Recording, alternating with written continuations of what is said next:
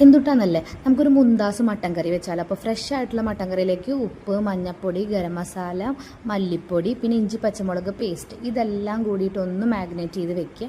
പിന്നെ ഒരു കുക്കറിലേക്ക് കുറച്ച് വെളിച്ചെണ്ണ ഒഴിച്ചിട്ട് 2 സബോളയും ഒരു 10 കാഷ്യൂനട്ടും പച്ചമുളകും ഒരു 10 പച്ചമുളകും കൂടി ഇട്ടിട്ട് ഒന്ന് സോർട്ട് ചെയ്ത് ഒന്ന് മാറ്റി വെക്കുക.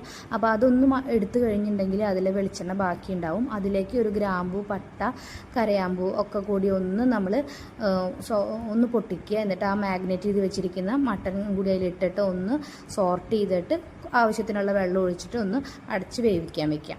വഴറ്റി വെച്ചിരിക്കുന്ന സബോളയില്ലേ അതിലേക്ക് കുറച്ച് മല്ലിയിലയും തൈരും കൂടി ചേർത്തിട്ട് അതും ഒന്ന് അരച്ചെടുക്കുക. പിന്നെ കുറച്ച് ജീരകം, നല്ല ജീരകം ഒന്ന് ചതച്ച് ആ മട്ടൻ്റെ കറിയിലേക്ക് ഇടുന്നുണ്ട്. പിന്നെ അരപ്പും കൂടി ചേർത്ത് നന്നായി ഇളക്കുക. പിന്നെ ബട്ടറാണ് ഒരു 20 ഗ്രാം ബട്ടർ ഞാൻ ചേർക്കുന്നുണ്ട്. പിന്നെ ഒരു 2 പച്ചമുളകും വേപ്പിലയും കൂടി ഒന്ന് ഇളക്കിയെടുക്കുക. പിന്നെ കസൂരി മേത്തി കൂടി ചേർത്ത് എന്തുട്ടാ അല്ലേ.